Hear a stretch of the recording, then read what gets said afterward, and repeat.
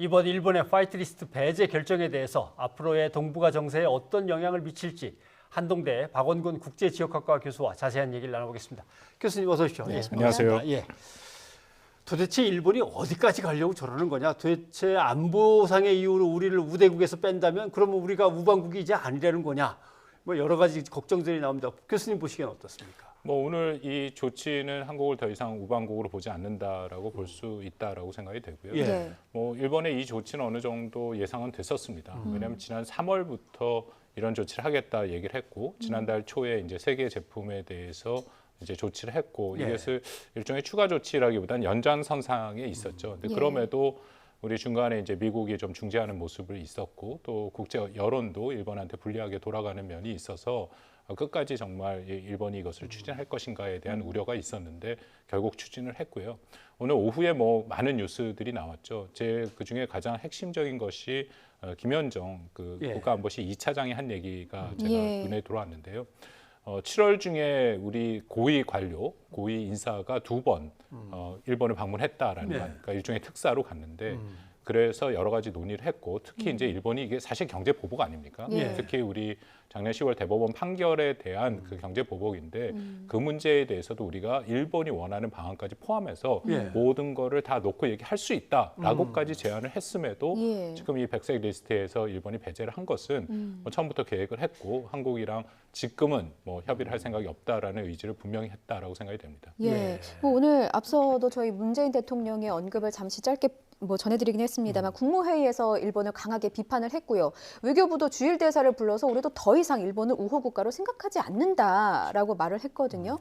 이게 사실상 최악의 한일 관계라는 평가를 받고 있는데 어떻게 뭐 개선의 여지는 있겠습니까? 아니면 더 나빠지겠습니까? 개선을 하도록 노력을 해야죠. 근데 예. 지금 몇 가지 그 고비는 아직 더 있다라고 생각이 되고요. 이번에 가기를 통과해도 공포까지는 이제 4일 보통 걸리지 않습니까? 예. 주말 빼고 그러면 7일까지가 공포고 그 다음에 예. 시행까지는 21일. 그래서 만약에 일사천리로 일본이 밀어붙인다면 28일까지 시간이 있다라는 건데요. 예. 그 전에도 우리 입장에서 가장 좋은 시나리오 중에 하나는 공포의 시기를 그러니까 지연하거나 좀 연기하는 거죠.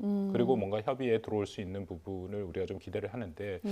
근데 그러려면은 오늘 저녁에 있었던 그 한미일 3국의 ARF의 외무장관 회담이 매우 중요하다고 생각했는데 예. 그 기대를 좀 접게 만드네요. 시간도 예. 짧고 강경화 장관의 발언에 의하면 미국이 기대만큼 적극적인 중재의 모습은 안 보여줬다라고 일단 생각이 됩니다. 그래도 동북아시아의 안보가 이제 미국이 주도하고 있는 가운데 뭔가 흔들릴 수도 있고 아니면은 세계적인 경제 질서가 또 흔들릴 수도 있는데 미국이 그냥 여기서 손을 떼겠습니까? 그래도 끝까지 어떻게든 중재를 해보려고 하겠습니까? 1차적으로 중재를 하려고 하겠죠. 왜냐하면 이 한미일 안보 협력은 미국의 입장에서는 굉장히 사활적 이해입니다. 예. 네, 그럼에도 이 앞에 리포트를 하는 걸 제가 봤는데 이게 글로벌 가치 사슬을 말씀을 하시더라고요. 저는 이게 예. 매우 중요하다고 생각하는데요. 이 모든 거의 시작은 사실 미국이 또 트럼프 대통령이 말하는 자국 우선주의에서 시작이 되는 것이라고 예. 저는 평가를 합니다. 왜냐하면 트럼프 대통령이 지금 똑같은 것을 하고 있죠. 예. 관세를 활용을 해서 사실상 그 관세 활용하는데 안보를 이유로 관세로 활용을 하면서 물론 뭐 중국의 불공정 거래가 많죠. 불공정 하는 관행들이 많기 때문에 바로잡긴 하겠지만 예. 사실상 미국의 행동도 WTO에 위배되는 것이 굉장히 많습니다. 여태까지 우리가 지켜왔던 이 자유 무역주의의 그런 좀 반하는 부분이 있죠. 그러니까 뭐 미국이 그렇게 시작을 했는데 일본이 지금 똑같은 것을 하고 있다 저는 판단이 되거든요. 예. 비관세 장벽을 올린 거죠. 이건 WTO에 분명히 위배되는 겁니다. 이게 경제 보복이고요. 근데 이런 현상들이 과연 미국과 일본에서만 멈출 것이냐. 예. 말씀하신 것처럼 동북아에는 어떤 또 세계 질서에 어떤 영향을 줄 것이냐. 참 저는 낙관적이지 않다라고 좀 우려가 많이 되거든요. 예. 1차 세계대전 이전에 이 영국과 또 독일, 또 프랑스와 독일의 그 경제적인 상호 의존이 굉장히 높았습니다. 네. 근데 그럼에도 지금 일본이 한 비슷한 짓을 했기 때문에 결국 전쟁까지 갔고요. 예. 더불어 그때는 이제 또 민족주의가 또 만연했던 그런 시기거든요. 예. 물론 그때로 돌아가지는 않는다라고 생각을 하지만 지금 나타나는 현상은 그런 비슷한 현상이 있다라는 거죠. 그렇기 때문에 당장 일본에 정말 말도 안 되는 이런 경제 보복에 우리가 대응을 해야겠지만 말씀드린 것처럼 한 발 좀 벗어나서 예. 전체적으로 이 세계 경제 질서, 국제 정치 질서가 변하는 모습을 우리가 정확히 판단을 하고 예. 거기에 따른 대책을 내놓는 것이 좋다라고 생각을 합니다. 그 앞서 뭐 한미일 3자 회담 말씀해 주셨지만은 교수님 기대에 미국의 역할이 좀 못 미쳤다라고 짚어주셨는데요. 그 전해지는 말에 의하면은 뭐 미국이 어떤 노력을 할 수 있을지 역할을 좀 다 하겠다, 찾아보겠다 이런 언급을 한 것 같습니다. 네. 미국이 여기서 어떤 역할을 더 할 수가 있는 걸까요? 아사히 신문이 그저께 그 한 보도에 따르면 예. 미국이 이제 중재안, 그 영어로는 Stand Still Agreement라고 그래서 예. 일단 해결을 하기 위한 확전을 하지 마라라는 것을 아주 구체적으로 얘기했다라고 네. 돼 있고요. 그거를 오늘 문 대통령 그 모두 발언과 김현정 차장이 둘 다 확인을 했습니다. 정말 그런 것을 제의했는데 결국 일본이 받아들이지 않았다라는 거거든요. 그러니까 앞으로 여전히 저는 뭐 미국이 좀 역할을 해줘야 된다라고 생각을 합니다. 예. 왜냐하면 일종의 지금 한국과 미국, 한국과 일본 둘 다를 뭔가 명분을 통해서 뭔가 협상의 자리에 나오기 위해서는 그 역할을 좀 미국이 할 수 있거든요. 물론 저는 미국한테 또 너무 의지하는 것도 문제가 있다고 생각하고 말씀드린 네. 것처럼 트럼프 행정부의 기본적인 동맹 정책이라든지 그것이 예전과는 다르거든요. 그렇기 네. 때문에 더군다나 우리는 저는 한국의 국내에 충분하다고 생각합니다. 그래서 우리가 잘 정비하고 일본과 담판을 하면 이걸 뚫고 갈 수 있다고 생각을 하는데 네. 물론 이제 그 와중에 미국이 좀 도움을 주면 좋겠죠. 예. 국제사회에 우리가 명분을 훨씬 더 갖고 있다는 것, 일본이 이건 너무나 도발적인 보복이다라고 하는 여론전을 계속 펴갈 필요는 있는 거겠죠. 그렇습니다. 예. 뭐 저는 그 한국의 정책 방향의 핵심이라고 생각하고요. 예. 뭐 참 아쉽게 안타까운데 미국과 일본이 사실 자유무역주의의 가장 핵심적인 국가 아닙니까? 예. 특히 일본은 그 자유무역주의이기 때문에 세계 2위의 경제적인 대국으로 오래 있다가 이제 3위가 됐는데 그럼에도 지금 자유무역주의에 역하는 행동을 하고 있죠. 예. 그러니까 우리 대한민국도 사실 자유무역주의로 이만큼 번영하게 된 거니까 그 원칙과 규범은 세계 어떤 나라가 얘기하더라도 우리가 계속 지켜가야 될 필요성이 있다라고 주장하는 것이 맞고요. 예. 유럽의 많은 국가들은 여전히 동의를 하고 있습니다. 그렇기 때문에 세계 여론을 비록 몇몇 국가들이 이탈하더라도 우리가 이끌어가는 그것이 저는 매우 중요하다고 생각합니다. 예.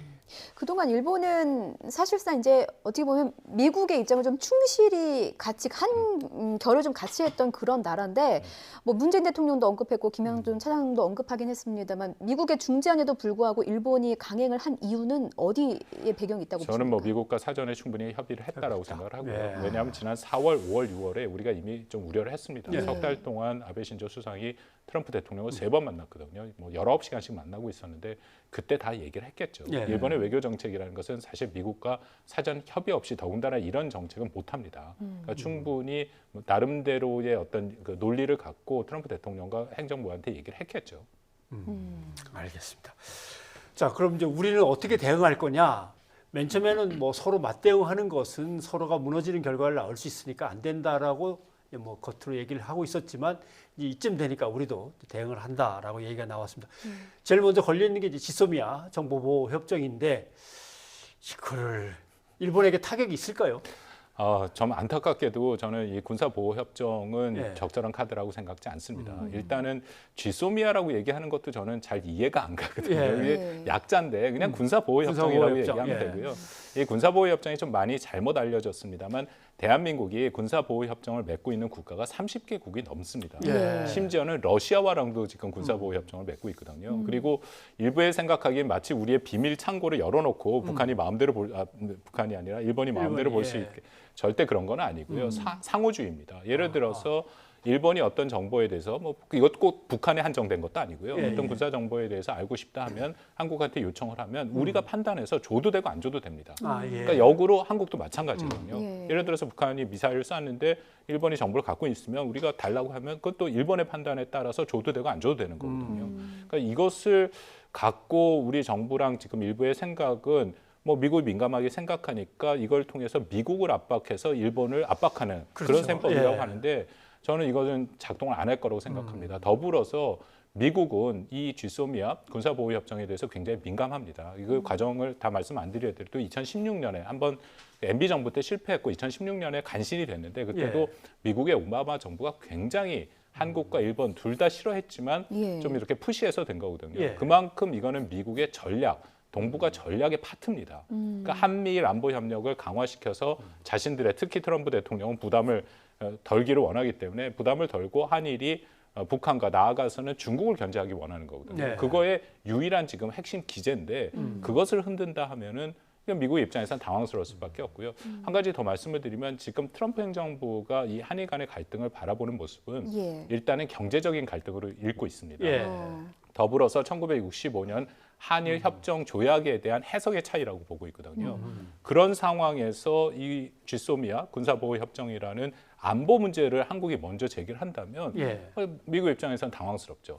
이게 일본이 또 영리하게 이 부분을 먼저 치고 나갔습니다. 그래서 군사보호 협정은 자기네는 계속 연장할 거고 아하. 북한의 문제에 대해서도 비핵화 문제는 한국과 계속 협조를 하겠다. 그 얘기를 한국과 하고 싶어서 한국들하고 한 얘기는 아니지 않습니까? 예. 그럼 미국들하고 한 얘기니까 그러니까 이런 것을 종합할 때 우리가 이거는 정말 지혜롭게 또 우리도 영민하게 좀 접근할 필요가 있다고 예. 생각합니다. 알겠습니다. 교수님께서 생각하시는 효율적인 우리의 대책이 있다면 어떤 카드가 있을까요? 뭐 몇 가지가 있는데 일단 원칙 아까 말씀드린 예. 자유민주주의와 이 그 개방된 경제에 대한 원칙은 우리 반드시 지켜야 됩니다. 예. 그러니까 일본이 그렇게 한다고 우리가 똑같이 하는 것은 그것은 안 되고요. 우리는 이 확실한 원칙을 지켜나가는 것이 필요하고 예. 두 번째는 지금 당장 닥친 문제 아닙니까? 예. 우리한테는 두 가지가 필요하죠. 첫 번째는 우리는 시간을 벌어야 됩니다. 예. 시간. 왜냐하면 지금 여러 가지 우리 조치를 정부가 발표했는데 이 시간이 걸리거든요.